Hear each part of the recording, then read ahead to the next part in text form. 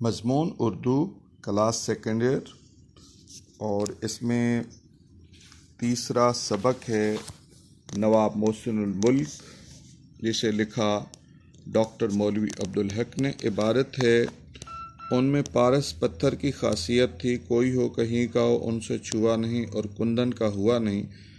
اگر یہ سلام بھی کر لیا تو ان پر اس کا بار رہتا تھا، اور جب تک معاوضہ نہ کر لیتے انہیں چین نہ آتا، یہاں تک وہ اپنے دشمن کو بھی نہ بھولتے تھے۔ اور میں اپنے ذاتی علم سے کہتا ہوں وہ بھی ان کے زیر بار منت تھے۔ تو اس کا حسب سابق ہی سیاق و سباق ہوگا۔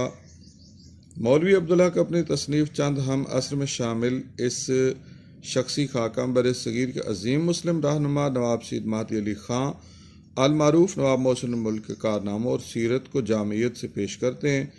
خصوصاً ان کی سیاسی بصیرت، انتظامی قابلیت، تدبر، فہم و فراست کی وضاحت کی گئی ہے۔ ریاست حیدرآباد اور وہاں کے لوگوں کے لیے علی گڑھ کالج اور سر سید کی تحریک کے لیے، مسلمانوں کی فلاح کے لیے نواب صاحب کی خدمات تفصیلاً بیان کی گئی ہیں۔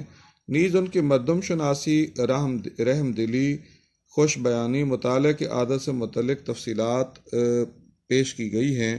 یہ عبارت سبق کے درمیانی حصے سے لی گئی ہے۔ تو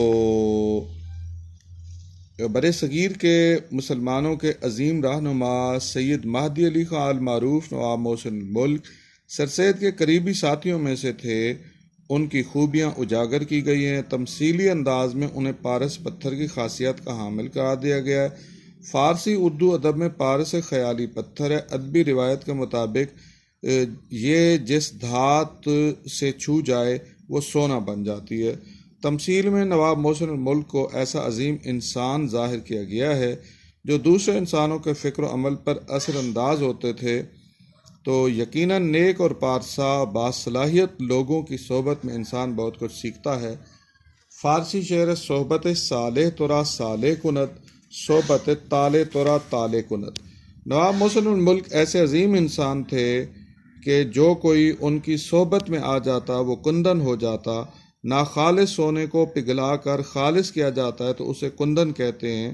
ان کی صحبت میں اگر طبیعت کا ناقص پن دور ہو جاتا، آ کر دور ہو جاتا تھا، اچھی خصلتیں پروان چڑھتی تھیں، بہترین ادب آداب سیکھے جاتے اور نااہلی، سستی اور کاہلی دور ہو جاتی، احساس ذمہ داری، محنت و مشقت کی عادت پیدا ہو جاتی، وہ جس پیشے سے وابستہ ہوتے اپنے قرب میں آنے والے کو کام سکھاتے، یعنی اپنے آپ سے پیوستہ آدمی کے مزاج سے کھوٹ نکال کر اسے خالص سونا اور کارآمد کارکن بنا دیتے تھے۔ بقول علامہ اقبال، نہ تخت و تاج میں نئے لشکر و سپاہ میں ہے، جو بات مرد قلندر کی بارگاہ میں ہے۔ اگر کسی نے نواب صاحب کو سلام بھی کر لیا تو اس وقت تک اپنے آپ پر بوجھ سمجھتے تھے جب تک اس کا اچھا صلہ نہ دے لیتے تھے، حتیٰ کہ اس حوالے سے بے چین رہتے۔ احسان کا بدلہ احسان کے ذریعے سے ہی وہ کے ذریعے کے ہی قائل تھے، بلکہ اس اصول زرعی پر عمل پیرا بھی تھے۔ سلام جسے کوئی اہمیت نہیں دیتا، اگر کوئی آگے بڑھ کر انہیں سلام بھی کر لیتا تو اس کا بھی اثر اپنی ذہنی کائنات میں محفوظ رکھتے، تاثر محفوظ فرما لیتے تھے کہ اس شخص کا مجھ پر بڑا احسان ہے۔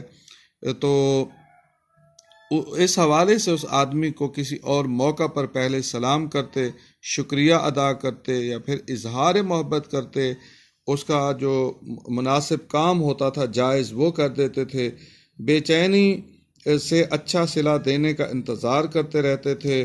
تو قرآن مجید کی سورہ الرحمن میں ہے: حل جزاء الاحسان الا الاحسان، کیا احسان کا بدلہ احسان کے سوا کچھ اور ہے؟ ہرگز نہیں۔ یہاں تک کہ وہ اپنے دشمن کو بھی نہ بھولتے تھے۔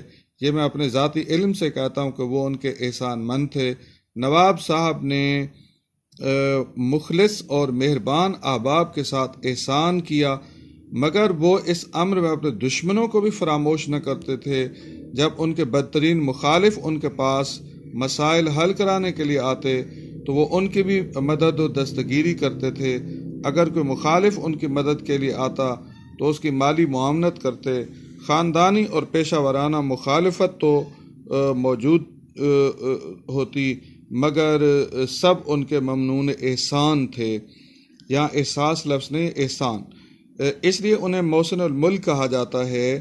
یہ خطاب ان کے لیے موزوں نکلا، ایسی عظیم ہستی کے لیے شاعر نے فرمایا۔